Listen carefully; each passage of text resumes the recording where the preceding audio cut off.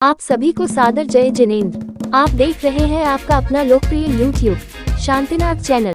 देने वाला मध्यम और कम से कम अपनी आय का 10वां हिस्सा दान देने वाला। तो आप लोग का नंबर किसमें है लो। कुछ महिलाएं तो यूं करती हैं कि माता जी किसी में भी नहीं है ना, ऐसा नहीं, यथाशक्ति। देखो आचार्यों ने महान उपकार किया है, कीजिए शक्ति प्रमाण।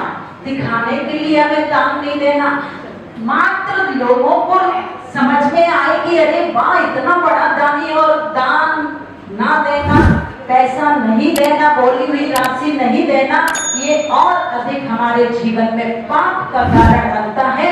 इसलिए आचार्यों ने पहले ही एक शर्त लगा दी, अगर आप करोड़ों का दान दे सकते हो और 1000 रुपया देकर के तीसरी करते हो, गलत बात।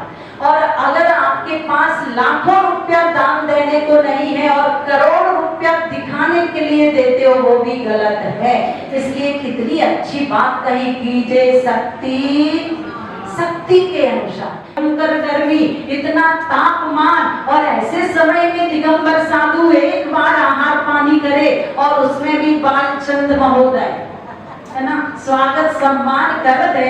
कोई व्यक्ति विशेष की बात नहीं कह रही हूँ, गुरुजी हमेशा ऐसे शब्द बोलते थे कि वो ही याद आते हैं। यानी कि आहार करते करते बाल आ जाए, चींटी मक्खी आदि आदि कोई भी विघ्न बाधा आए तो मुंह का ग्रास भी बाहर निकाल लेते हैं, उसके बाद पानी भी नहीं लेते हैं। गुरुजी के जब क्षुल्लक अवस्था में थे, आपको मैं बताऊं कैसे कैसे साधक हुए हैं। जब मोरा जी में पढ़ते थे सागर में, इतनी भयंकर गर्मी, और लगातार जब 7 अंतराय आ गए शुरू में ही, और गुरुजी जब भी कटोरा रखते थे मुस्कुराते हुए, लोगों की आंखों में नीर होते थे, पर क्षुल्लक गुण सागर जी मुस्कुराते हुए कटोरा रख देते थे।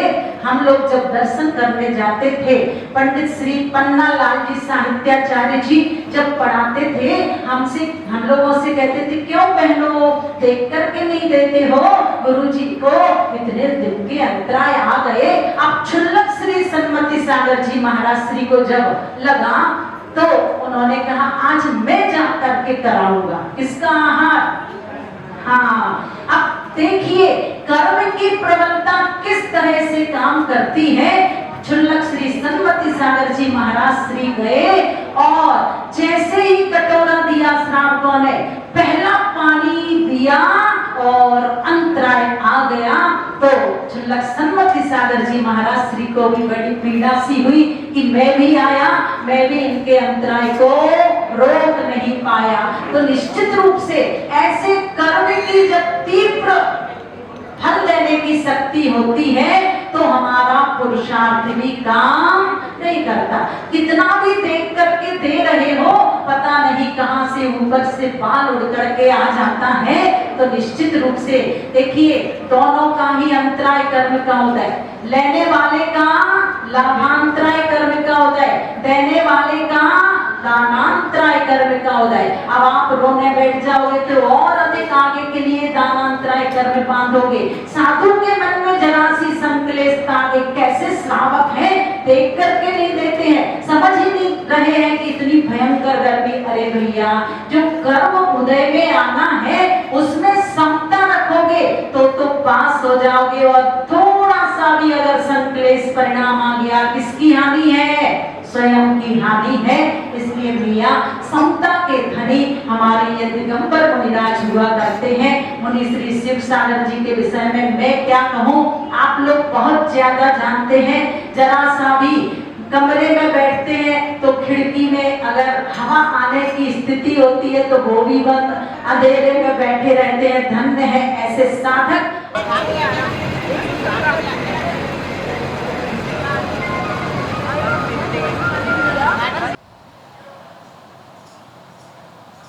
बोलिए 1008 देवाधिदेव श्री शांतिनाथ भगवान की।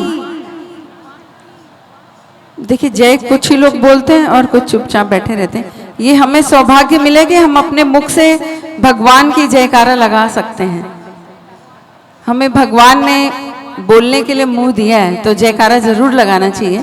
बोले शांतिनाथ भगवान की, बोले संत श्रवणीय गुरुवर्ष विद्या सागर जी महामुनि राज की, बोले परम पूज्याचार्य समय सागर जी महाराज की, बोले परम पूज्याचार्य ज्ञान सागर जी गे सागर जी महाराज की, बोले परम पूज्य मुनि पुंगव निर्व्यापक समन से सुधा सागर जी महाराज की, समस्त मुनि संघ की, मुनि श्री शिव सागर जी महाराज की, बोली परम पूज्य आरिका 105 श्री सुज्ञानमती माता जी की, बोली परम पूज्य 105 श्री दयामती माता जी की, समस्त आरिका संघ की।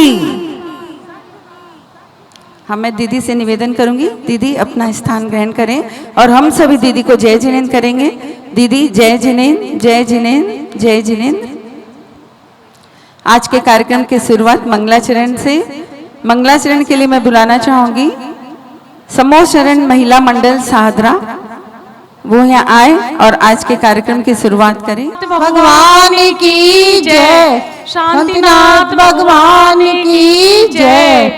मैंने सारे सहारे छोड़ दिए, बस तेरा सहारा काफी है। मैंने सारे सहारे छोड़ दिए, बस तेरा सहारा काफी है। मुझे चाह नहीं दुनिया भर की, मुझे चाह नहीं दुनिया भर की, बस तेरा नजारा काफी है, बस तेरा नजारा काफी है। मैंने सारे सहारे छोड़ दिए, बस तेरा सहारा काफी है। तेरी चाहत में जग छूट गया, तेरी चाहत में जग छूट गया, बस तू मुझसे क्यों रूठ गया, बस तू मुझसे क्यों रूठ गया। मैं डूब रहा हूँ भव सागर में, बस आना तुम्हारा काफी है। मैं डूब रहा हूँ भव सागर में, बस आना तुम्हारा काफी है। मैंने सारे सहारे छोड़ दिए, बस तेरा सहारा काफी है। मैंने जब से तुम्हारा नाम लिया, मैंने जब से तुम्हारा नाम लिया, इस जग ने बहुत इल्जाम दिया, इस जग ने बहुत इल्जाम दिया। जब तूने मुझे यूं थाम लिया, बस मेरा सहारा काफी है। जब तूने मुझे यूं थाम लिया, बस मेरा गुजारा काफी है। मैंने सारे सहारे छोड़ दिए, बस तेरा सहारा काफी है। मैंने तेरे लिए ही जोग लिया, मैंने तेरे लिए ही जोग लिया, और छोड़ जगत का भोग दिया, और छोड़ जगत का भोग दिया। रो रो के बुलाना काम मेरा, बस आना तुम्हारा बाकी है। रो रो के बुलाना काम मेरा, बस आना तुम्हारा काफी है। मैंने सारे सहारे छोड़ दिए, बस तेरा सहारा काफी है। मैंने सारे सहारे छोड़ दिए, बस तेरा सहारा काफी है, बस तेरा सहारा काफी है। बोलिए भगवान विद्यासागर जी महाराज महाराज की लियो रे करके इशारे बुलाए लियो रे कौन शांतिनाथ भगवान शांतिनाथ भगवान शिविर लगा के बुलाए लियो रे शिविर लगा के बुलाए लियो रे कौन सुधा सागर महाराज सुधा सागर महाराज लगन तुमसे लगा बैठे लगन तुमसे लगा बैठे जो होगा देखा जाएगा तुम्हें अपना बना बैठे जो होगा देखा जाएगा। बोले देवादिदेव श्री शांतिनाथ भगवान की स्वागत आज मनाए मन नाचे हम गाए स्वागत आज मनाए मन नाचे हम गाए नाचे हरि हम गाए। ये तालियां से अनुमोदना हमें करनी चाहिए जो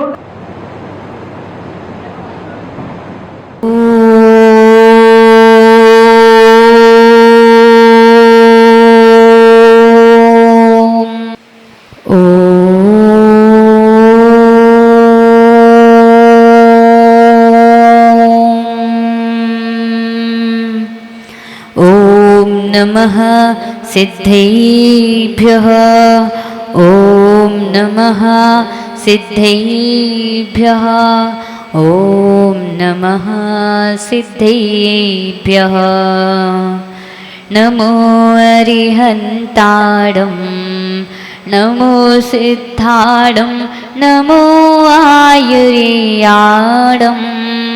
नमो वज्रायाडं नमो लोये सोऽसाहुडम् हे शान्त सन्त अरहन्त अनन्त ज्ञाता हे शुद्ध बुद्ध जन सिद्ध अबद्ध दाता आचार्यवर्यो बजाय सुसाधु सिंधु मैं बार बार तब पाद पयोज वंदु है मूल मंत्र नवकार सुखी बनाता जो भी पढ़े विनय से अघ को मिटाता है आद्य मंगल यही सब मंगलों में ध्याओ इसी न भटको जग जंगलों में सर्वज्ञ देव अरहंत परोपकारी श्री सिद्ध वंद्य परमात्म निर्विकारी श्री केवली कथित आगम साधु प्यारे ये चार मंगल अमंगल को निवारे श्री बीतराग अरिहंत कुकर्मनाशी श्री सिद्ध शाश्वत सुखी शिवधामवासी श्री केवली कथित आगम साधु प्यारे ये चार उत्तम अनुत्तम शेष सारे जो श्रेष्ठ है शरण मंगल कर्म जेता आराध्य है परम है शिव पंथ नीता हैं वंद्य खीचर नरों असुरों सुरों की विद्याधीय पंच गुरु हो हम बालकों की विधेय पंच गुरु हो हम बालकों के तीन भुवन में सार वीतराग विज्ञानता शिव स्वरूप शिवकार नमः त्रियोग समारिके। बोले आदि ब्रह्मा आदि जिनेश्वर देव आदि देवी खजराट श्री आदिनाथ भगवान की। सूर्यनगर के मूल नायक खजराट श्री शांतिनाथ भगवान की। संत श्रोमणी आचार्य गुरुवशिष्ठ विद्यासागर जी महामुनिराज की। नूतनाचार्य परंपराचार्य श्री समय सागर जी महामुनिराज की। आचार्य श्री ज्ञान सागर गे सागर जी महामुनिराज की। निर्यापक श्रमण मुनि पुंग श्री 108 सुधा सागर जी महामुनिराज की। मुनि श्री 108 शिव सागर जी महाराज की। आरिका श्री 105 सुज्ञानमती माता जी की। आरिका श्री 105 सुदयामती माता जी की। समस्त मुनि आरिका संघ की। चौथी ढाल निकाल लें। 4 छंद हो गए हैं, वो चारों छंद पहले पढ़ते हैं फिर रिवीजन करेंगे। सम्यक श्रद्धा धारी पुनि से बहु सम्यक ज्ञान सपर अर्थ बहु धर्म जुत जो प्रगटावन भान सम्यक साथे ज्ञान होय पे भिन्न आराधो लक्षण श्रद्धा जान दुहु में भेद अबाधो सम्यक कारण जान ज्ञान कारज है सोई युगपत होते हो प्रकाश दीपक ते होई 33 ताश भेद दो है परोक्ष परितच तिन माही मति श्रुत दोय परोक्ष अक्ष मन ते उपजाही अवधि ज्ञान मन पर जय दो है देश प्रत्यक्षा द्रव्य क्षेत्र परिमाण ली जाने जिय स्वच्छा सकल द्रव्य के गुण अनंत पर जाय अनंता जाने कई काल प्रगट केवली भगवंता ज्ञान समान न आन जगत में सुख को कारण इह परमामृत जन्म जरा मृत रोग निवारण कोटि जन्म तप तपे ज्ञान विन कर्म झरी जे ज्ञानी के छिन माहि त्रिगुप्ति ते सहज टरी ते मुनिव्रत धार अनंत बार ग्रीवक उपजायो पैनिज आत्म ज्ञान विना सुख लेश न पायो। आज शिविर का कौन सा दिन है? कौन सा दिन है? 4 दिन हो गए। कितने श्लोक याद किए आप लोगों ने? अच्छा, इसको सिर्फ पढ़ के नहीं रह जाना है, इसको याद भी करना है। इसकी परीक्षा होगी और परीक्षा में आपसे श्लोक भी पूछेंगे। हाँ, थोड़ी सी इसकी जो ढाल है, मतलब लय जो है, थोड़ी सी अन्य ढालों से थोड़ी सी डिफरेंट है, क्योंकि 6 ढाला का नाम 6 ढाल इसीलिए ही पड़ा। हर इसमें 6 ढाल है, मतलब 6 अध्याय है एक तरीके से। हर एक अध्याय की लय जो है अलग अलग अलग है ना। आप लोगों ने पहली ढाल अलग पढ़ी होगी, दूसरी ढाल अलग लय से पढ़ी होगी, तीसरी ढाल अलग लय से पढ़ी होगी। ये चौथी ढाल जो है थोड़ी सी डिफरेंट भी है और थोड़ी सी डिफिकल्ट भी है। इसको जब तक अपन एक पॉइंट पे जैसे रहता ना, अपन कोई बड़ा सा गोला बनाना हो, है ना, आप लोगों ने बनाया होगा रंगोली में, तो हम क्या करते हैं, धागे से बनाते हैं। धागे को सेंटर में ऐसे पकड़ते हैं, फिर उसको पूरे में घुमाते हैं। यदि ये सेंटर का धागा छूट जाए तो सर्कुलेशन नहीं बैठेगा सही, है ना। ऐसे ही ये जो चौथी ढाल है, इसमें पकड़ बना के रखनी पड़ती है। यदि हम पकड़ नहीं बनाएंगे कि सम्यक ज्ञान क्या है, तो वो जैसे रस्सी छूट जाने के बाद वो गोला खराब हो जाता है ना, वैसे ही हमारा दिमाग भी घूम घूम करके कंफ्यूज हो जाएगा, लेकिन हमको ढाल समझ नहीं आएगी, है ना।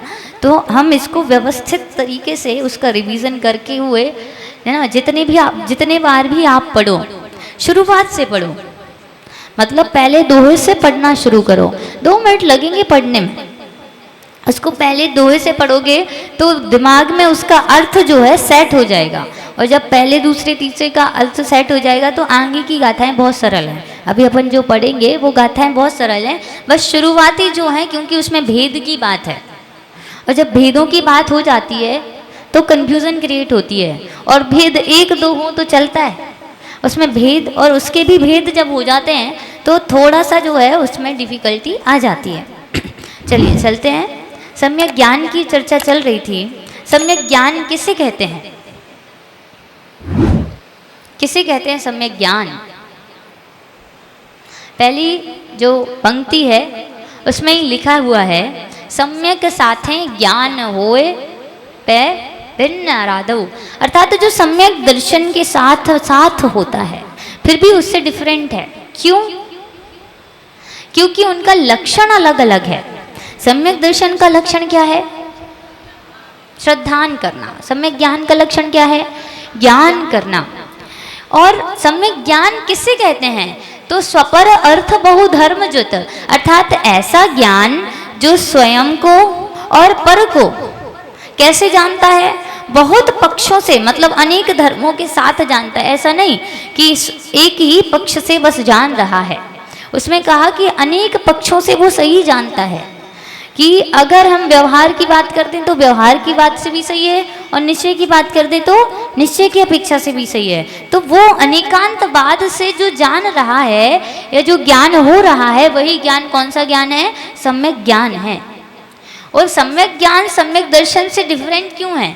क्योंकि उनका लक्षण अलग अलग है, होते दोनों साथ साथ हैं। उसमें लिखा भी है, युगपत होते हो प्रकाश दीपक ते होई। दोनों युगपत होते हैं। कैसे होते हैं? जैसे दीपक जलने पर तुरंत प्रकाश हो जाता है, वैसे ही सम्यक दर्शन होने के बाद तुरंत हमको क्या हो जाता है? सम्यक ज्ञान हो जाता है। आगे क्या कहा कि सम्यक ज्ञान के 2 भेद हैं। कौन कौन से भेद हैं? तास भेद 2 हैं, परोक्ष परितच्छित नमाहि, अर्थात उस सम्यक ज्ञान के 2 भेद कौन कौन से हैं? परोक्ष और प्रत्यक्ष। मति श्रुत दोय परोक्ष अक्ष मन ते उपजाहि। और परोक्ष ज्ञान कौन सा है? मति ज्ञान और श्रुत ज्ञान। ये दोनों ही ज्ञान किससे होते हैं? इंद्रिय और मन की सहायता से जो ज्ञान होता है उसको मति ज्ञान और श्रुत ज्ञान कहते हैं। फिर उसके बाद क्या?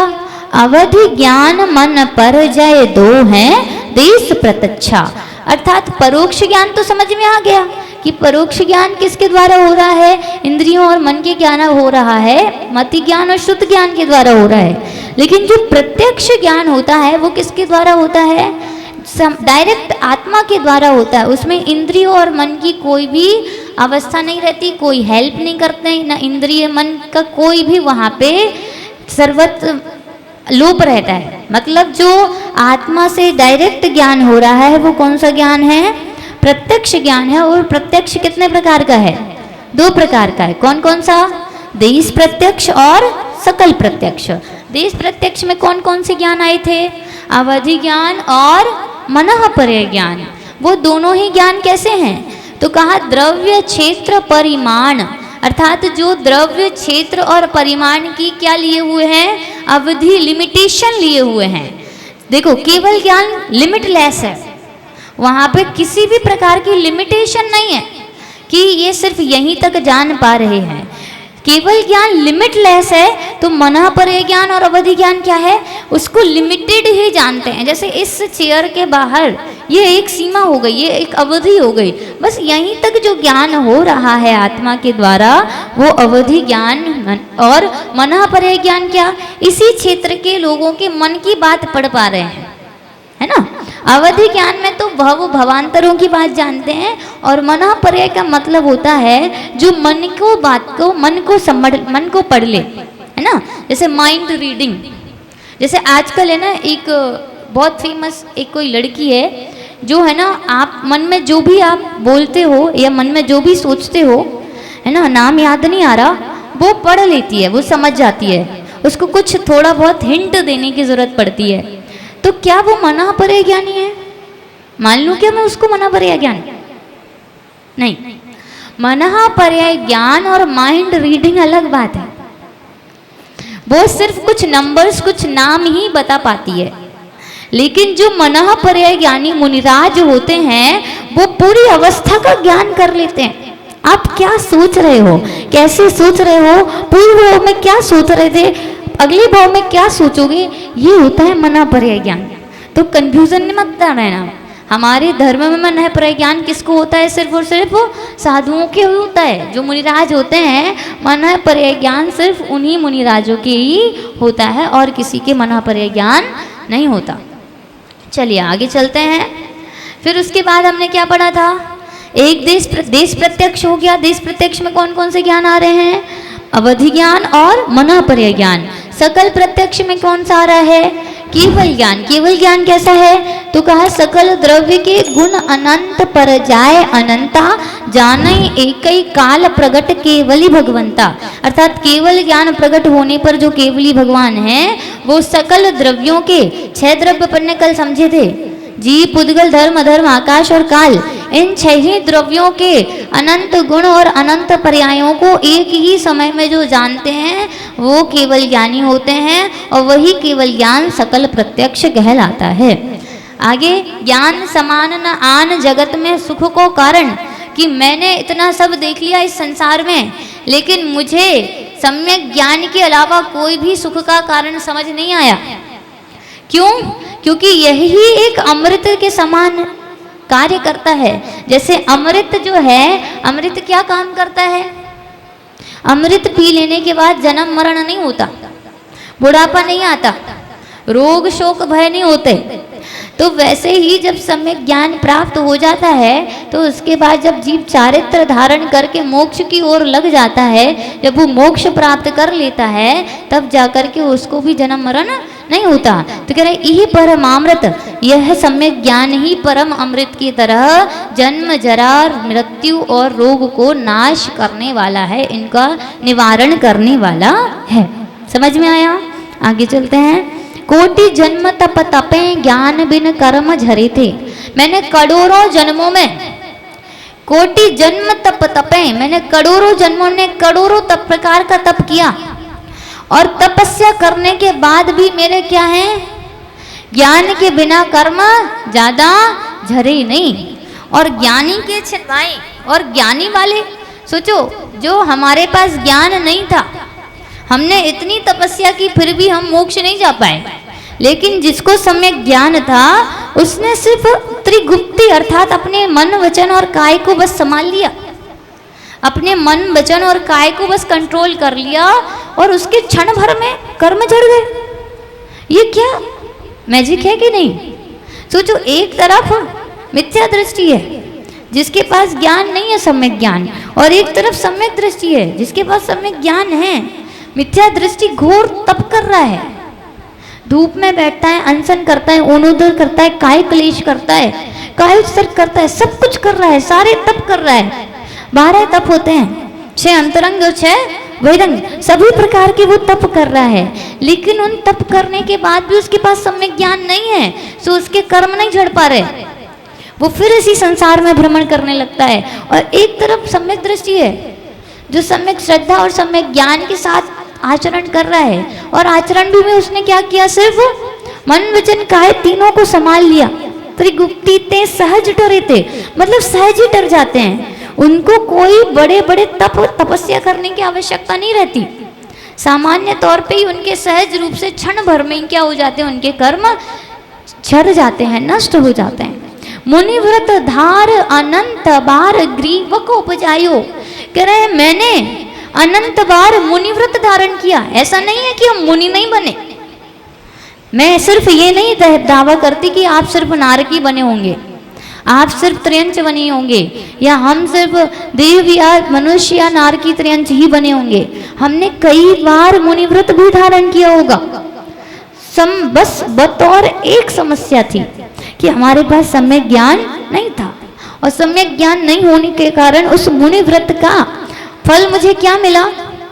16 स्वर्ग होते हैं, ऊर्ध्व लोक, 3 लोक होते हैं अपने लोक में।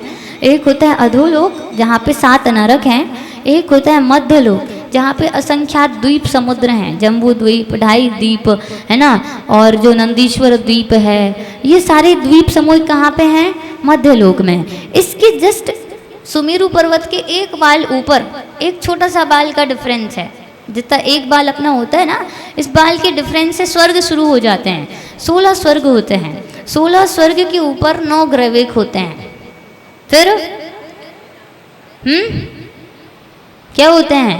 फिर 9 अनुदिश होते हैं, फिर उसके बाद 5 अनुत्तर होते हैं, और उन 5 अनुत्तरों के बाद 8वीं पृथ्वी होती है ना। 8वीं पृथ्वी क्यों कहा? आपको समझ में आता है ये 8वीं पृथ्वी क्या है? अपन बोलते ना अष्टम वसुधा पाने कोकर में ये 8 द्रव्य लिया। अष्टम वसुधा कौन सी है? उसका नाम मैं बता देती हूँ।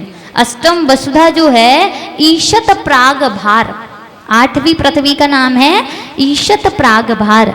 इसको 8वीं पृथ्वी क्यों कहा? क्योंकि नीचे अधोलोक में कितनी पृथ्वियां हैं? 7 पृथ्वियां हैं, और 7वीं के ऊपर सिर्फ एक ही पृथ्वी है, 8वीं। बाकी जो स्वर्ग हैं वहाँ पे पृथ्वी नहीं है, वहाँ पे विमान है ना, वहाँ पे किसी भी प्रकार की पृथ्वी कायिक चीजें नहीं पाई जाती। कर्म जिसके नष्ट हो जाते हैं वो वहाँ पे चले जाते हैं, वहाँ से चाहे कोई कुछ भी हो रहा हो, संसार में प्रलय भी आ रहा हो। रत्न कर्णक शापकाचार्य जी के सल्लेखनाधिकार के बाद एक बहुत अच्छी एक श्लोक आया था जब मैं कि इन तीनों लोगों नष्ट हो जाएं, लेकिन फिर भी वो सिद्धों को कोई फर्क पड़ने वाला नहीं है, वो वापस नहीं आएंगे। ऐसे भगवान हमारे हैं। तो कह रहे हैं मुनिव्रत धार अनंत बार ग्रीवक उपदायो, मैंने अनंत बार मुनिव्रत धारण किया और अनंतों बार मैंने ग्रैवेक तक मैं पहुंच गया। अहमिंद्र बन गया, सौधर्म इंद्र बन गया, सारे के सारे इंद्रों की लाइन में आ गया। परंतु पै निज आत्म ज्ञान बिना सुख लेस न पायो। सोचो ऊपर स्वर्गों में कितने सुख होते हैं, लेकिन जो सुख सिद्ध परमेष्ठी के पास है उस सुख का हमने लेश मात्र भी सुख अभी तक प्राप्त नहीं किया ना। 1-2 बार अपन रिवीजन करते हैं तो फिर इजी लगने लगता है। जैसे आज मैं जो छंद पढ़ाऊंगी वो आज थोड़े से कठिन लगेंगे, लेकिन जब उसका कल रिवीजन करेंगे तो वो फिर एकदम समतल हो जाता है ना। चलो मैं एक लाइन पढ़ूंगी, आप लोग उसको रिपीट करना।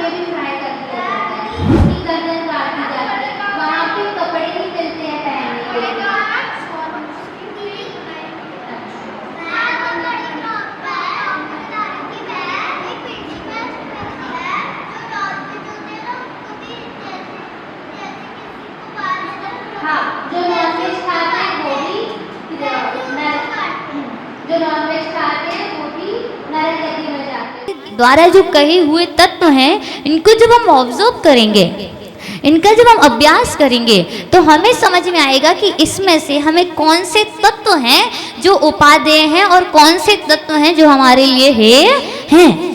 अब बताओ, सातों तत्वों में से कौन सा तत्व है जो उपादेय है, जो ग्रहण करने योग्य है? कौन सा है?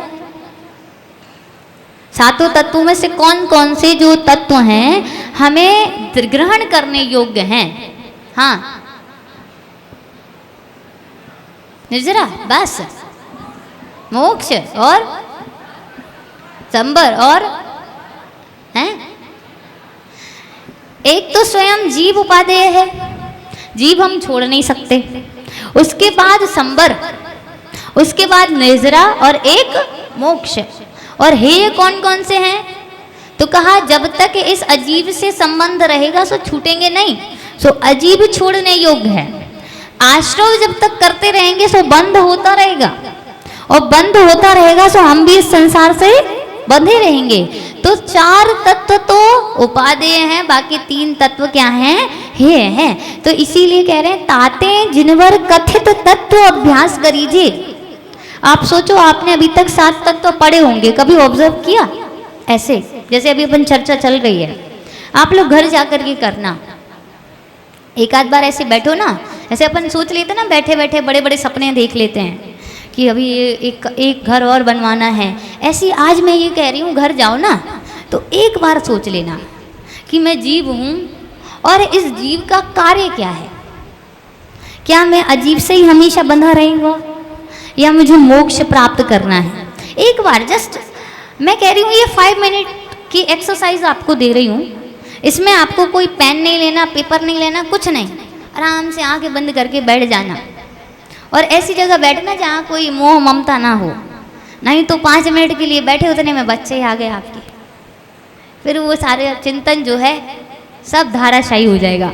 तो क्या करना है, एक बार सातों तत्वों को ऑब्जर्व करना है कि ये 7 तत्व कितने इंपॉर्टेंट हैं और हमें कौन कौन से तत्वों को अपने जीवन में ग्रहण करना चाहिए और कौन कौन से तत्व ऐसे हैं जो हमको छोड़ देने चाहिए। ठीक है, हो जाएगा इतना काम। तो फिर आगे चलते हैं। कह रहे हैं ताते जिनवर कथित तत्व अभ्यास करीजिए, संशय विभ्रम मोह त्याग आपो लख लीजिए। अब उसके लिए हमको 3 चीजों को त्याग करना पड़ेगा। क्या क्या त्याग करना पड़ेगा? तो कहा संशय। संशय मतलब क्या होता है? संशय मतलब शंका करना, जीव तत्व ऐसा है कि नहीं है, ये जो आत्मा है ये शरीर है कि शरीर ही आत्मा है। इस तरीके से क्या कर लेना, शंका करना, वो क्या कहलाता है? संशय। विभ्रम मतलब भ्रमित हो जाना, मतलब हमने इस शरीर को ही आत्मा मान लिया, अब कंफर्म है, वो क्या कहलाएगा? विभ्रम। और अनद्धवशय जिसको बोलते हैं मोह, मोह को बोलते हैं अनद्धवशय। अनद्धवशय मतलब हमें कोई मतलब ही नहीं है जीवन में क्या हो रहा है, हम यहाँ बैठे सो बैठे, दुनिया चलती रहे गोल गोल, चाहे कुछ भी हो जाए, दुनिया यहाँ से वहाँ हो जाए। जैसे सिद्ध परमेश्वरी है ना, 3 लोग में भवंडर प्रलय काल भी आ जाए तो वो भी वापस आने वाले नहीं है। ऐसे कुछ ऐसे लोग होते हैं कि कर्म बंद हो रहा है सो होने दो, निजरा हो रही है सो होने दो, हमें कोई मतलब नहीं है। तो कह रहे हैं इन तीनों चीज़ों का त्याग करना है। संशय कैसा? जैसे मान लो रात में हम रस्सी देख करके शंका आ गई, क्या संशय आ गया कि ये सांप है कि रस्सी है, ये क्या होता है?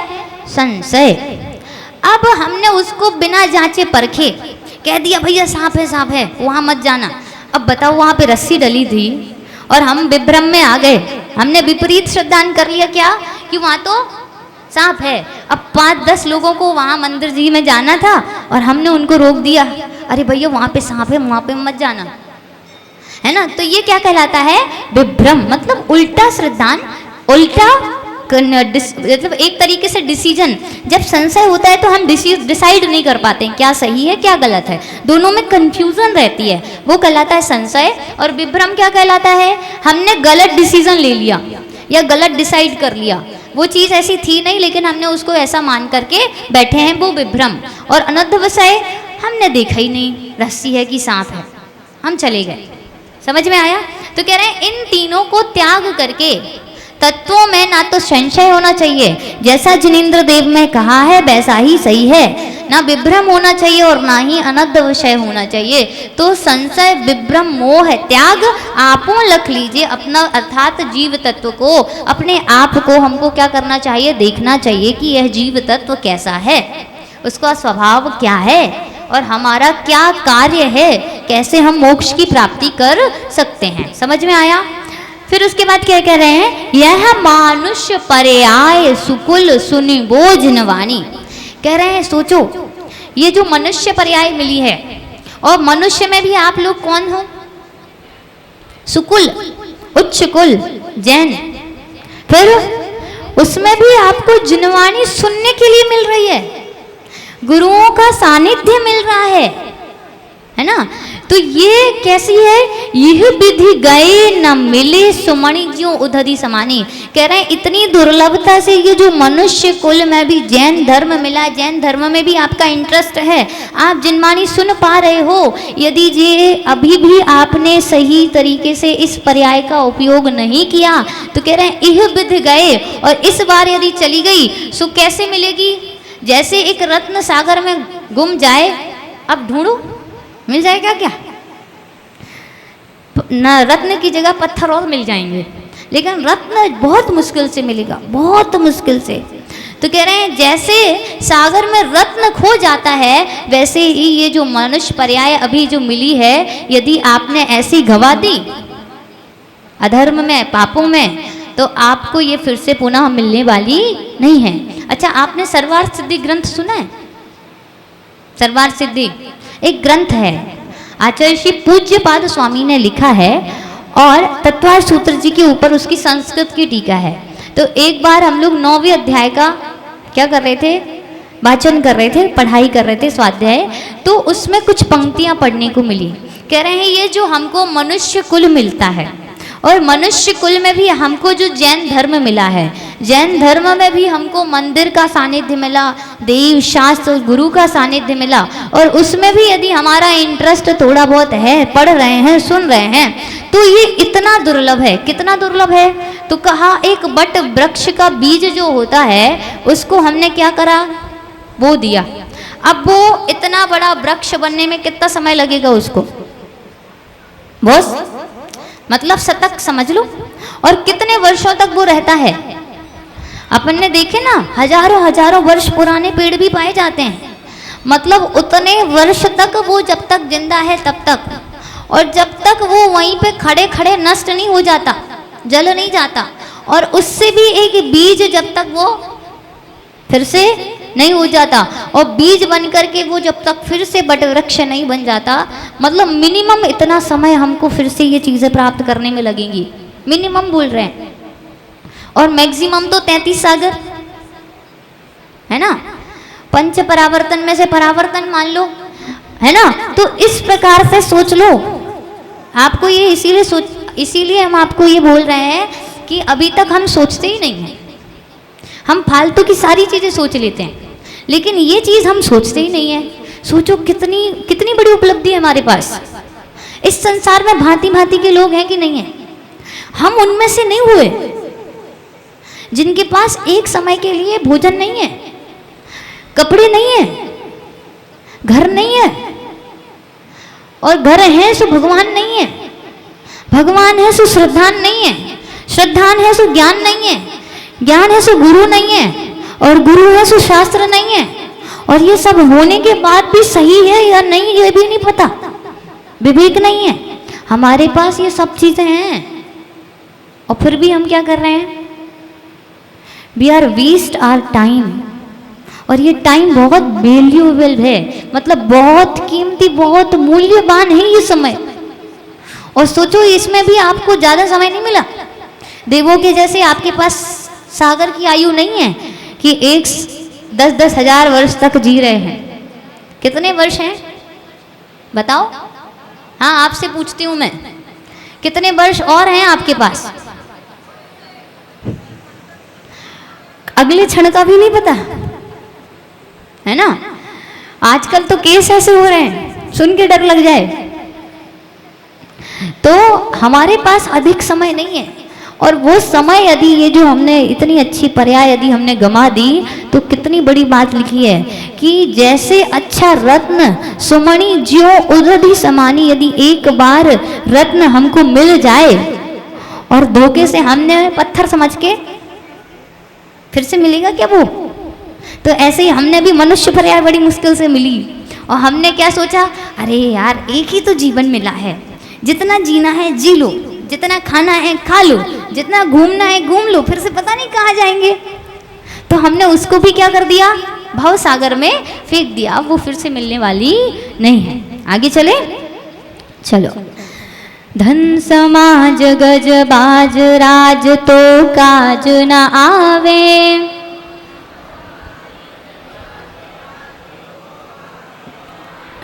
ज्ञान आपको रूप भयो भय फिर अचल रहावे।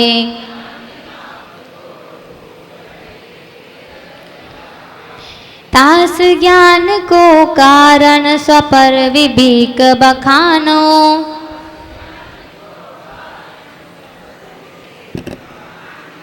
कोटि उपाय बनाए भव्यता को उर आनो।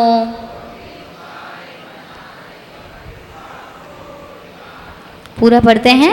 धन समाज गज बाज राज तो काज न आवे, ज्ञान आपको रूप भयो फिर अचल रहावे।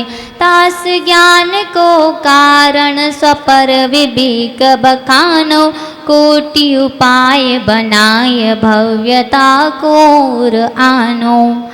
कह रहे हैं आपके पास जो धन है, समाज है, गज, गज मतलब अब पहले के समय की बात है, पंडित दौलत राम जी के समय की। अब आज के समय में गज की जगह मान लो BMW गाड़ी। आपके पास जो गाड़ियां हैं ना, वही आपके हाथी हैं। पहले हाथी के रथ होते थे, घोड़े के रथ होते थे, उस पर राजा महाराजा जाते थे। अब हम तो बड़े राजा महाराजा हैं, तो हमारे पास बेशकीमती गाड़ियां हैं। तो कह रहे हैं धन समाज गज बाज, बाज मतलब घोड़े, अर्थात हाथी घोड़े हैं, धन है, बहुत बड़ा समाज है, राज्य है, प्रजा है, कुटुंबी हैं। राज तो काज न आवे। अब बताओ इतना सब होने के बाद भी ये कौन से काम आते हैं आपके? अरे दीदी कैसी बात करती हो, आते नहीं है काम? अभी हमको 100 किलोमीटर जाना पड़े तो सम्यक ज्ञान से चले जाएंगे क्या? बताओ, उसके लिए तो हमारी गाड़ी काम आएगी कि नहीं आएगी? बताओ मैं झूठ बोल रही हूँ क्या? आप बताओ पीछे, क्या मैं झूठ बोल रही हूँ? यदि हमको 100,000 किलोमीटर बाहर जाना पड़े तो क्या आपका ज्ञान काम आ जाएगा? कि हमने एक बार ज्ञान का ध्यान किया और 1000 किलोमीटर एक चुटकी बजाई और पहुंच गए, ऐसा है क्या? नहीं है। अच्छा ये बताओ कि दीदी जब हमको खाना खरीदना है, खाना तो चाहिए कि नहीं, तो खाने के लिए हम दुकानदार के पास जाएं और एक गाथा सुना दें, धन समाज गजराज बाज तो काज ना आवे, और वो हमसे कहे लो भैया बहुत अच्छी बात, लो ये 10 किलो आटा ले लो, पेट भर जाएगा तुम्हारा। हो जाएगा क्या? कैसी बात करती हो दीदी, ये धन ही तो हमारे काम आ रहा है, ये हाथी बान जितने भी हैं यही तो काम आ रहा है, ये घर हमारा काम आ रहा है। घर नहीं होता हम कहाँ रहते, और यहाँ घर नहीं होता तो हम शिविर पढ़ने कहाँ से आ जाते? तो कह रहे हैं धन समाज गजबाज राज तो काज न आवे। पंडित दौलत राम जी अच्छे कह रहे हैं ये सब काम ही नहीं आता। क्यों नहीं आता काम? तो कह रहे हैं ये सब हमारे संसार में तो काम आएंगे, लेकिन जब आप ICU में बेड पे लेटे होगे ना, जब कुछ 1-2 मिनट रह गए होंगे, तो फिर वो जो आपकी BMW घर के बाहर खड़ी है ना, वो आपको पकड़ेगी नहीं, सेठ जी अभी नहीं जाओ, अभी हमें आपकी ज़रूरत है। आपका बेटा भी हाथ पकड़ा रह जाएगा, लेकिन आपको रोक नहीं पाएगा। आपकी सारी की सारी धन दौलत यहीं की यहीं पड़ी रह जाएगी। एक भिखारी था, उसने जीवन भर भीख मांगी, मतलब एक रोड पे वो रहता था, एक चद्दर था उसके पास, और वो जो भीख में लोग पैसे दे जाते और जो है ना खाते पीते वो सब इकट्ठा करता जाता। फिर जब एक दिन वो मर गया, अब मर गया तो उसके घर परिवार वाले थोड़ी थे, अब जो वहाँ के आसपास के लोग थे उनको बड़ा दया आई, उसका अंतिम संस्कार कर दिया। अंतिम संस्कार करने के बाद जब वो रोड पर उसका सामान डला था, जब वो हटाने लगे तो देखा नीचे घड़े में सोने के हार रखे हुए हैं। अब बताओ क्या काम आया? पूरा जीवन उसने किस में बिता दिया? अच्छा, राजा श्रेणी के समय की कहानी भी आपने बहुत फेमस है। एक किसान था, वो किसान इतना लोभी, इतना लालची था कि है ना उसको धन जोड़ने में बड़ा मजा आता था। तो उसने अपने पूरे जीवन की कमाई को एक सोने के बैल को बनाने में लगा दी। फिर भी उसकी इच्छा पूरी नहीं हुई, तो उसका मन किया कि एक और बैल का जो पैर है हमको दूसरा जो जोड़ी है वो भी बनवानी है। तो कहा कैसे? तो उसने कहा मेहनत करनी पड़ेगी। तो कड़ी बरसात में जो वो बड़ी बड़ी लकड़ियाँ होती हैं ना वो इकट्ठा कर रहा था। तो राजा श्वेनिक के महल से एक खिड़की है, उस खिड़की में से रानी देख रही थी कि सोचो महाराज आपके होते हुए ऐसा कौन सा दरिद्र जीव है जो इतनी बरसात में भी इतनी मेहनत कर रहा है। तो उन्होंने कहा कि हाँ सही बात कह रही हो आप, एक बार उसको बुलवाते हैं। उसको बुलवाया तो उससे पूछा भाई तुमको क्या चाहिए? तो उसने कहा मुझे बैल चाहिए, मेरे पास एक ही बैल है, एक और बैल खरीदना है जिसके लिए मैं इतनी मेहनत कर रहा हूँ। तो उसने कहा राजा ने कि हमारे पास तो सैकड़ों बैल हैं, चलो हम तुमको अपनी गौशाला में लेके चलते हैं, देख लो कौन सा बैल चाहिए। तो वो अपना पूरे उन्होंने सारे बैल दिखा दिए। उसने कहा नहीं ये नहीं चाहिए। उन्होंने सबसे अच्छे अच्छे बैल दिखाए, लेकिन उसको कौन सा बैल चाहिए था? तो उसने कहा राजा जो मेरे पास बैल है हो सकता है आपके पास हो ही ना। तो राजा ने भी एक बार पूछा भैया ऐसा कौन सा बैल तुम्हारे पास है जो हमारे पास नहीं है? वो अपने राजा को घर ले गया। घर जाकर के देखा तो घर तो जर्जर सा, और जाकर के देखा तो उसके पास सोने का रत्न जड़ित एक बैल था। तो कहा राजा इसका ही दूसरा चाहिए। राजा ने कहा वाह रे इंसान, इतना धन जोड़ा, इतना संपत्ति जोड़ी, अंत में ये तुम्हारा बैल बचा लेगा क्या तुमको? तो यही है धन समाज गज बाज राज तो काज ना आवे, अर्थात ये हमारे काज मतलब काम में आने वाले नहीं है। यदि ज्ञान आपको रूप भई फिर अचल रहावे, और यदि सम्यक ज्ञान हो गया, यदि नमोकार मंत्र का ज्ञान हो गया तो एक बार एक बैल को सिर्फ कान में नमोकार मंत्र सुनाया था, वो अगले भव में सेठ हो गया। तो ज्ञान आपको रूप भई फिर अचल रहावे, अर्थात यदि सम्यक ज्ञान हो गया, ज्ञान का अंश मात्र भी हो गया तो वह भी हमारे साथ अगले भव में जाएगा। लेकिन ये जो धन आदि है, लोग सोने के दांत लगवा लेते हैं, और वो सोने के दांत कहाँ पे मिलते हैं? शमशान घाट पे।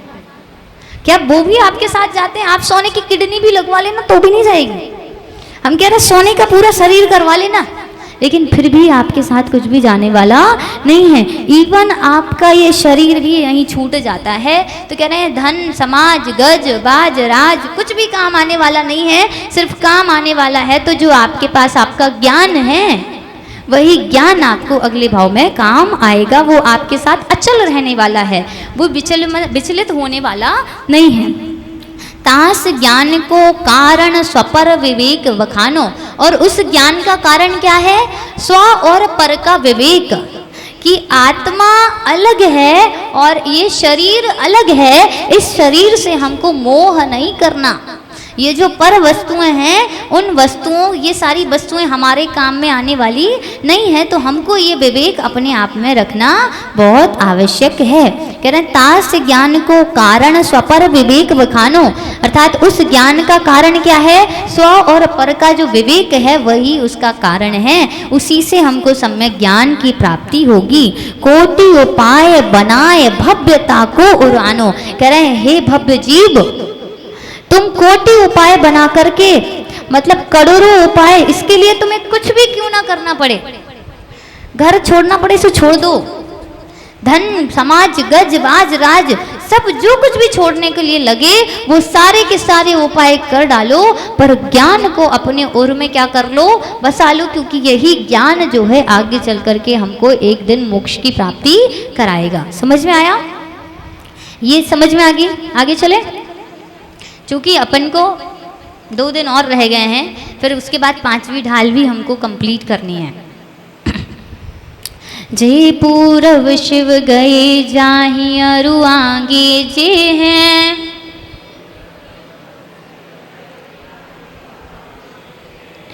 सो सब महिमा ज्ञान तनि मुनिनाथ कहे हैं।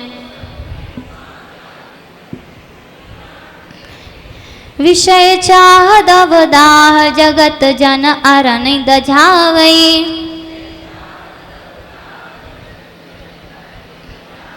तासु पाए न आन जान घन घान बुझावे।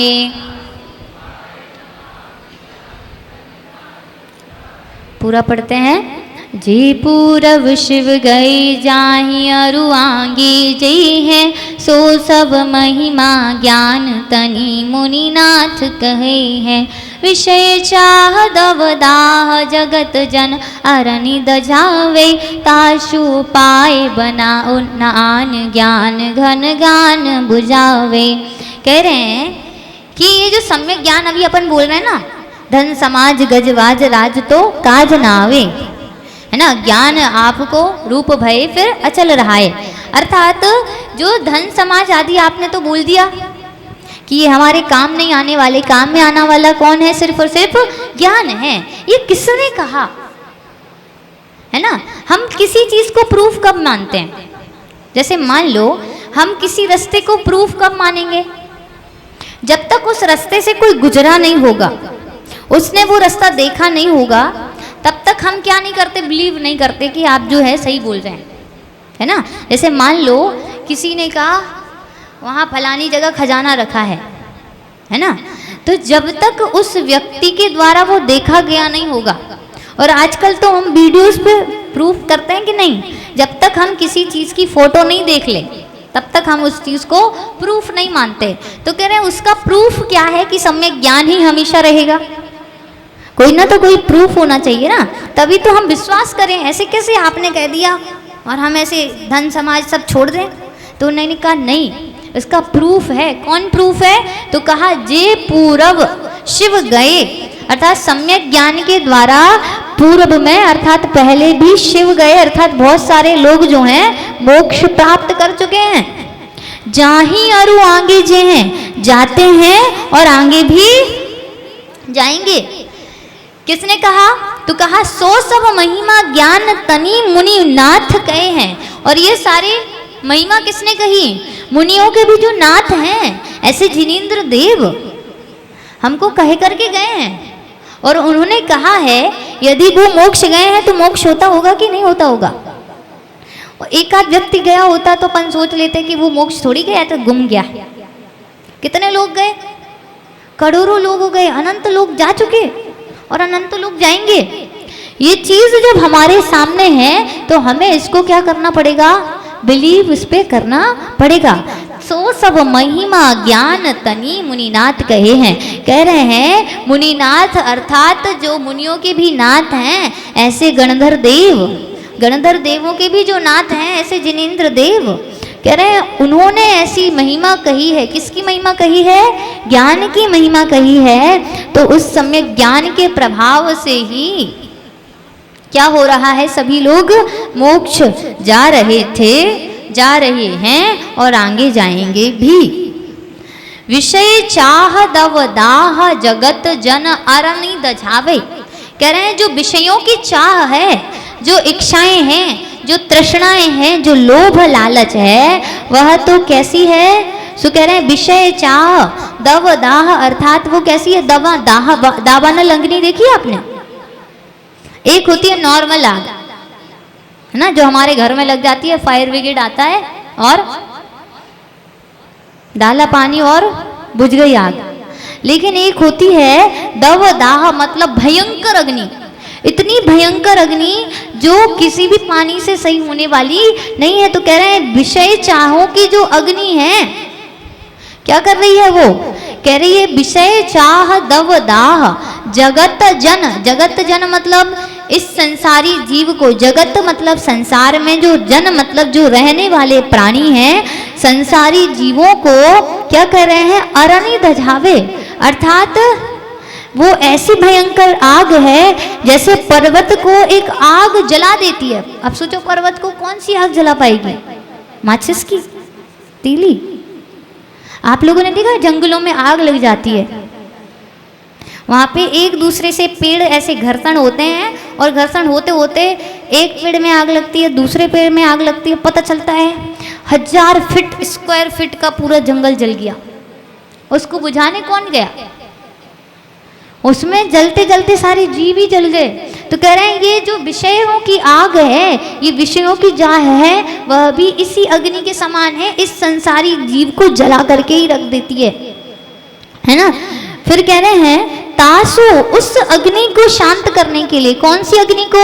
विषय चाह रूपी, मतलब विषयों की इच्छा रूपी जो अग्नि है उसको बुझाने के लिए तासु उपाय न आन ज्ञान घन घान बुझावे।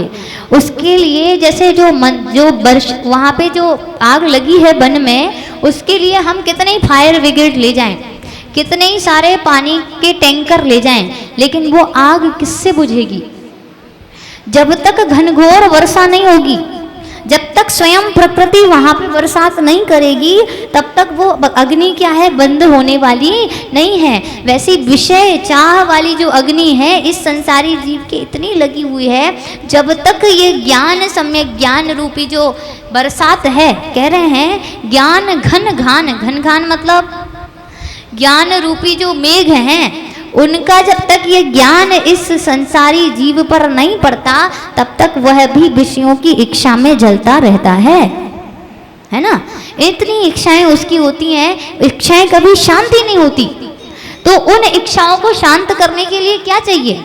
उस इच्छा अग्नि को शांत करने के लिए क्या चाहिए? उसके लिए चाहिए ज्ञान, है ना। अपन जब मोहांधकार नाशनाय ऐसे पढ़ते ना, तो उसमें भी ऐसे ही आता है कि ऐसी अग्नि भगवान हमारे अंदर जल रही है इच्छा रूपी, उसको शांत करने के लिए भगवान सम्यक ज्ञान हमको दे दीजिए। उसके लिए हमें सम्यक ज्ञान ही चाहिए। यहाँ प्रश्न बनता है क्या कि विषयों की इच्छा रूपी अग्नि को शांत करने वाला कौन है? तो कहा सम्यक ज्ञान रूपी मेघ, अर्थात जो ये अग्नि हमारे अंदर इच्छा की लगी हुई है उसको कोई शांत कर सकता है तो वह केवल और केवल सम्यक ज्ञान ही है जो उसको शांत कर सकता है। आगे चलते हैं।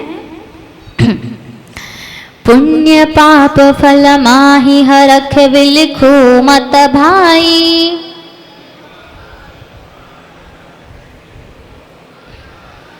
यह पुद्गल पर जाए उपज बिन से फिर थाई।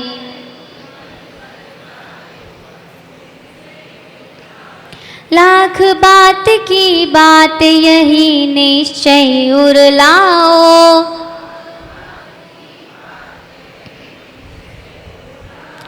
तोरी सकल जगदंद फंद निज आत्म ध्याओ। पूरा साथ में पढ़ेंगे। पुण्य पाप फल माही हरख बिलखो मत भाई, यह पुद्गल पर जाए उपज बिन से फिर थाई।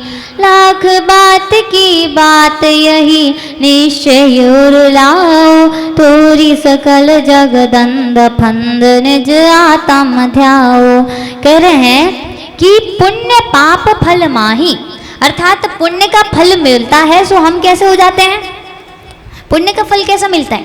अच्छा, पुण्य के फल से ही हमको भोजन मिलता है, पुण्य के फल से ही हमको ये अच्छा शरीर मिला, अच्छा रूप मिला।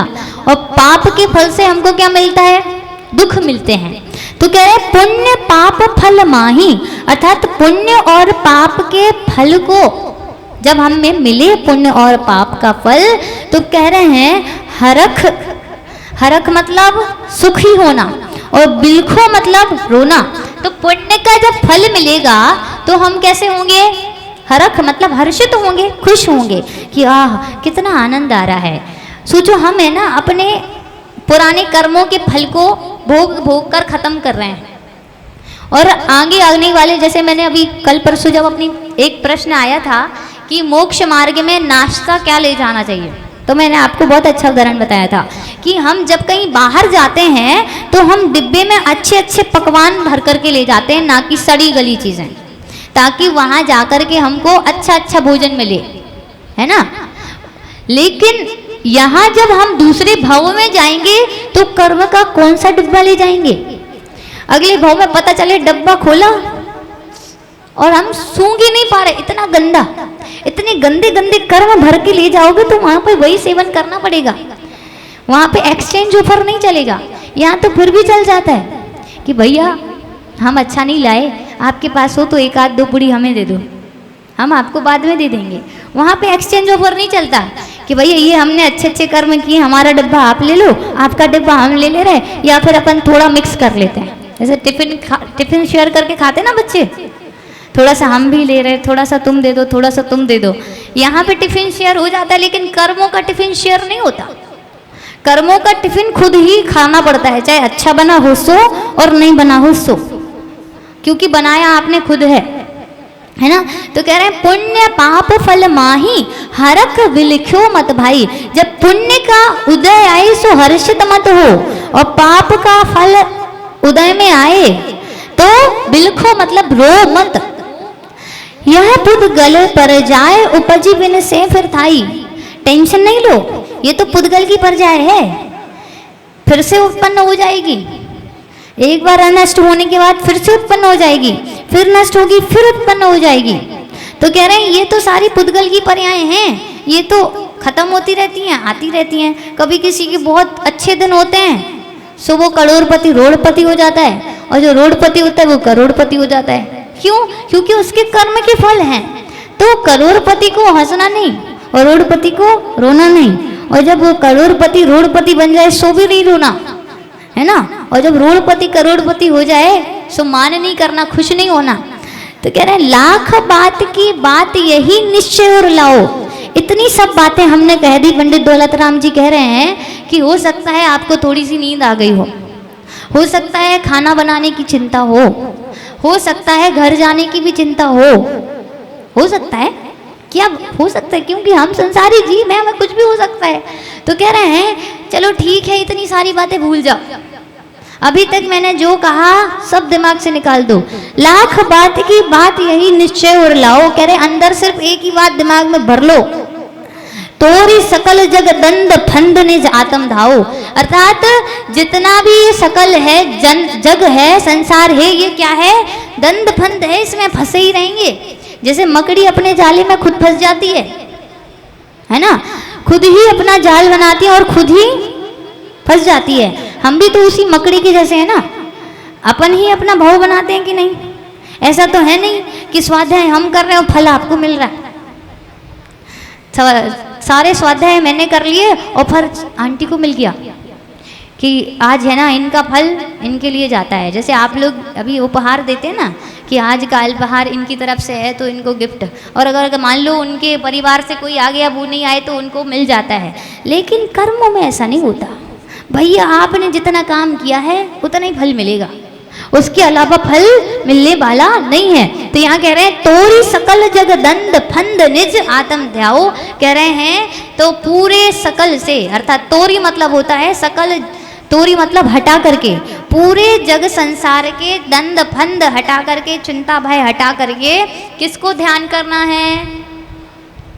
जीव तत्व का ध्यान करना है कि जीव तत्व क्या है ना।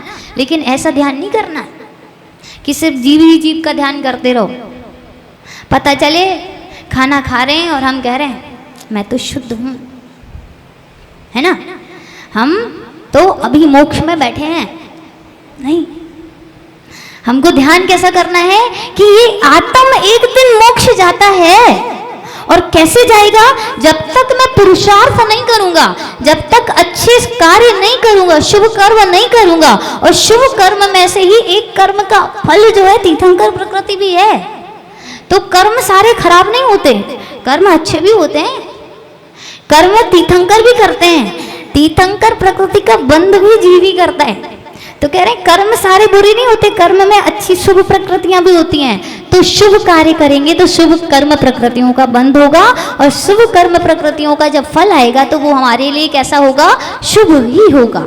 तो कह रहे हैं तोरी सकल जगदंद फंद निज आत्म ध्याओ, अर्थात सकल जग दंद फंद को, अर्थात पूरे संसार के जगन मतलब जो दंद फंद हैं, जितनी झगड़े हैं, है ना, प्यार है, लड़ाई है, झगड़ा है, इन सबको छोड़ करके, हटा करके क्या करना है?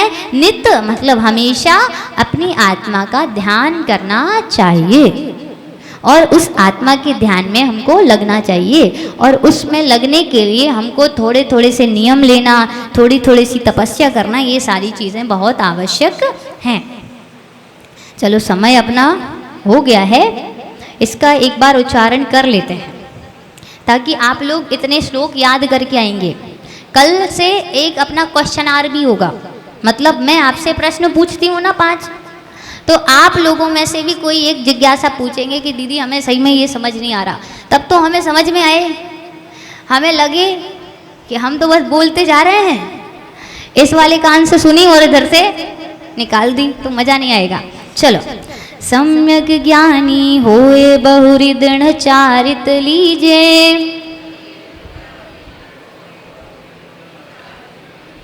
एक देश अरु सकल देश तसु भेद कहीजे, त्रस हिंसा को त्याग प्रथा था वर्ण संघारे,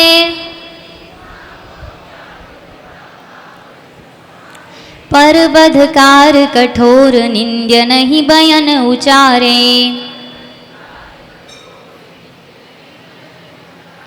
एक बार साथ में पूरा पढ़ते हैं।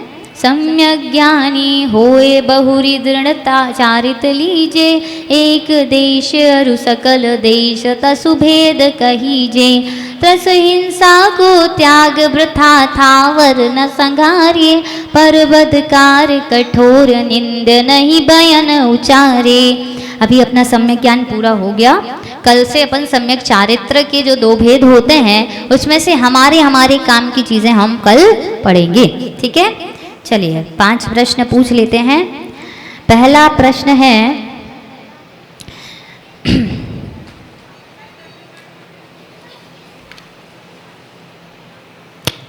मति श्रुत ज्ञान किसे कहते हैं? इंद्रिय मन की सहायता से होने वाले ज्ञान को मतिश्रुत ज्ञान कहते हैं। मति श्रुत ज्ञान इंद्रिय और मन की सहायता से होता है। ये कौन सा सम्यक ज्ञान है? प्रत्यक्ष की परोक्ष? परोक्ष। Very good. दूसरा प्रश्न है, हमारे साथ अगले भव में भी क्या जाता है? अगले भव में भी हमारे साथ ऐसी कौन सी वस्तु है जो जाती है? ये रेड साड़ी में नीचे बैठी आंटी, रेड ब्लू कलर का ब्लाउज पहने, वहां पीछे पीछे पीछे हो गया क्या? आपसे पूछ लिया था? हैं? नहीं। हाँ ठीक। ईमानदारी अपने अपने हाथों में, और जिनमानी आप अपनी बंद कर लें। परभव में हमारे साथ सम्यक ज्ञान जाता है। क्या? सम्यक ज्ञान। सम्यक ज्ञान। और यहाँ पे कौन कौन सी चीजें हैं जो हमारे काम में नहीं आती? हाथी, घोड़ा, बैल और गाड़ी, हाँ ठीक है, वेरी गुड, उद्गल। ठीक है, आगे चलते हैं। सम्यक ज्ञान प्राप्त करने के लिए हमको क्या करना चाहिए? सम्यक ज्ञान प्राप्त करने के लिए हमको क्या उद्यम करना चाहिए? यहाँ पे आपसे पूछ लिया था, नहीं? ग्रीन साड़ी में जो बात,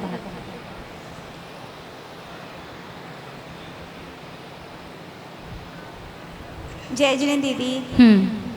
सम्यक ज्ञान प्राप्त करने के लिए हमें विषयों की आशा छोड़नी चाहिए।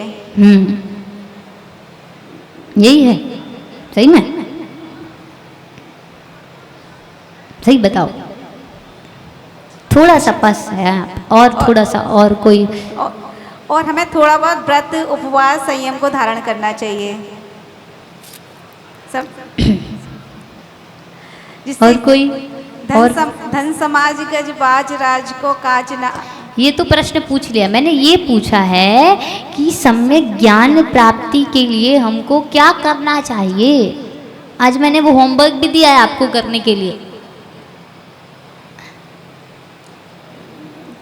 हाँ दीदी को दे दो। हमें 7 तत्वों का अभ्यास करना चाहिए। बिल्कुल, ताते जिनवर कथित तत्व अभ्यास करीजिए। उसीलिए हमको जो जिनेंद्र देव ने 7 तत्व कहे हैं उनका अभ्यास करना चाहिए। Very good. कौन सा प्रश्न है? चौथा।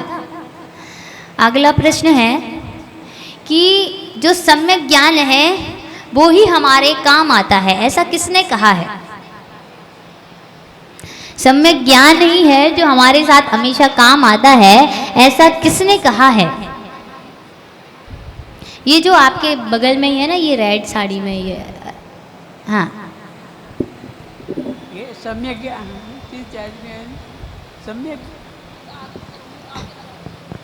सम्यक ज्ञान ये पंडित दौलत राम जी ने कहा है। नहीं, पंडित दौलत राम जी ने तो कहा है, उन्होंने श्लोक में भी कहा है, किसी ने कहा है। किसने कहा है? पीछे, जस्ट इनके पीछे। हाँ, जिनेंद्र देव और गंधर्व ने बोला है। ये बोला है। क्या बोला है? कि सम्यक ज्ञान हाँ? हमें प्राप्त हो सकता है। जिनेंद्र देव, हाँ, जिनेंद्र देव ने ये तो कहा है। हाँ जी। तो उन्होंने किस प्रकार से कहा है? अभी अपन पढ़ रहे थे ना। अपनी आत्मा का ध्यान करके, मतलब अपनी आत्मा में देखकर हमें सातों तत्वों का पर सातों तत्वों को जानकर हम। प्रश्न का उत्तर तो आप सही दे रहे हो, थोड़ा सा नजदीक। मैंने ये पूछा, ये तो आपने सही बोला कि ये किसने कहा है कि सम्यक ज्ञान ही आगे जाता है। उन्होंने किस प्रकार से कहा है? संसार के झगड़े छोड़कर अपनी आत्मा में ध्यान लगाकर, हाँ जी, संसार के जो भी राग देश सब वो छोड़कर अपनी आत्मा में लीन होना, मतलब बोलकर है? विषय चाह सब छोड़कर। हाँ जी। नहीं, और कुछ? हाँ?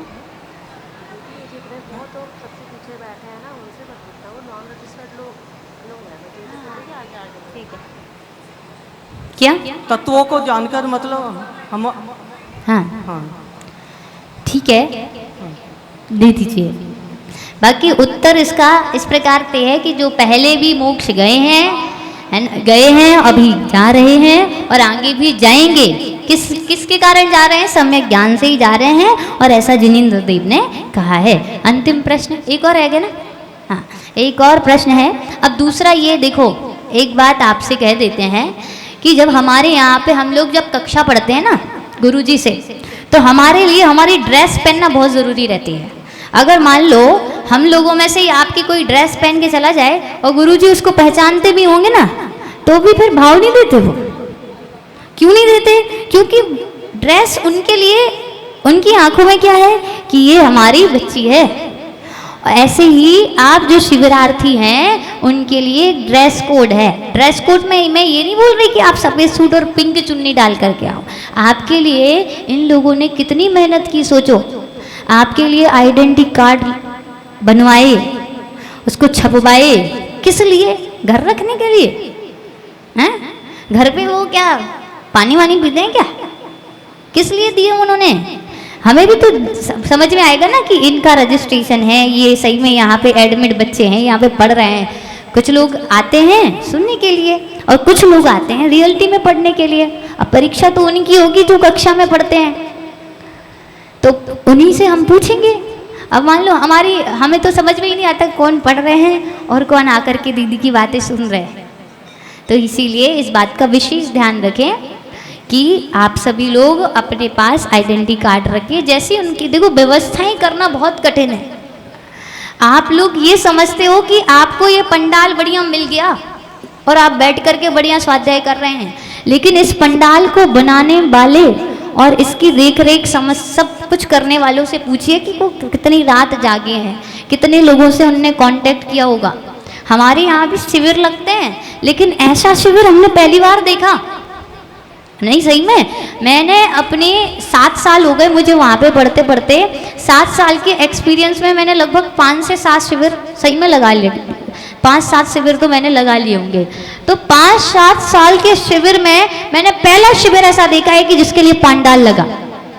हमारे यहाँ पे दीदी मंदिर में आती हैं, एक टेबल वो लगा देते हैं। मैंने तो ऐसे भी स्वाध्याय किया है कि वहीं वो बैठे, हमने बीच में बैठ गए, हाँ 6 डाला की पहली ढाल हो गई, परीक्षा दी और आ गए। हमने ऐसे भी देखी हैं, लेकिन पहली बार इतनी शानदार व्यवस्था देख रहे हैं। आपके पास हाथों में बैग हैं, लोग आते हैं जिनवाणी ऐसे लटका के, आपके पास तो इतने सुंदर सुंदर बैग दिए, आपकी पहचान के लिए आइडेंटिटी कार्ड दिया है, और आपको कोई दिक्कत ना हो तो 10-10 कूलर लगवा दिए। सरल काम है क्या? ऐसा जो आपके यहाँ पे प्रोग्राम होता है ना, हमारे समय सार जी में होता है ऐसा, जब हमारा समय सार जी का शिविर लगता है 10 दिन का, तो गुरुजी के पास ऐसे ही होता है। हम लोग जब ऐसे आप सुबह से मंगलाचरण कराते हैं तो हमें बिल्कुल ऐसी याद आ जाती है, क्योंकि गुरुजी है ना, जब गुरुजी का समय सार जी का शिविर चलता है तो हमारे प्रवचन होते हैं। गुरुजी के प्रवचन के पहले उनकी जस्ट नीचे ऐसे, जैसे ये गुरुजी बैठे हैं, ये हम बैठ करके, और गुरुजी हमारे पूरे प्रवचन सुनते हैं 10-20 मिनट के। तो उसके पहले ऐसे ही मंगलाचरण होता है, लोग आमंत्रित करते हैं और बैठ करके फिर हम लोग प्रवचन देते हैं, फिर गुरुजी उसकी समीक्षा करते हैं। तो ये चीज़ें जो हैं इतनी सरल नहीं है। आपको लगता है कि सोचो, पहले दिन जब आप लोग उद्घाटन के दिन आए थे, यहाँ पे सोफे लगे थे, भले जिसने उठा करके नहीं लगवाए, लेकिन वो यहाँ पे खड़े होकर के रह करके और उनको बताना भी, तो वो भैया ये काम करना है, ये सरल है क्या? अपना घर परिवार छोड़ के, अपना समय, अपना उद्योग, सब चीज़ें छोड़ करके यहाँ की जो कमेटी है ये इतना मेहनत कर रही है, तो आप लोगों का क्या काम है? सिर्फ इसमें सहयोग देना। और सहयोग क्या देना है? बस सिर्फ जैसा वो कहते जा रहे हैं अपन को वैसा करना है, ठीक है? अंतिम प्रश्न रह गया था। अंतिम प्रश्न है कि सम्यक ज्ञान जो है किसको त्याग करके हमें अपनी आत्मा को लिखना चाहिए, अपनी आत्मा का ध्यान करना चाहिए। 3 चीज़ें बताई थी मैंने। कौन सी ऐसी 3 चीज़ें हैं जिनको त्याग करके आत्मा का ध्यान करना चाहिए? संशय विनम्र मोह। हैं? संशय विनम्र मोह। विनम्र नहीं, संशय, विभ्रम और मोह। कोई बात नहीं, उस पर आया नहीं, इसको दे दो। हाँ,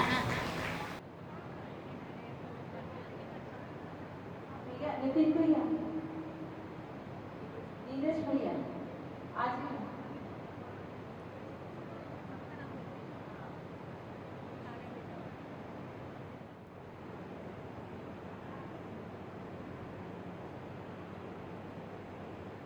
क्या अनुमोदना करनी चाहिए हमें, तालियों से हम सभी इसका स्वागत करते हैं।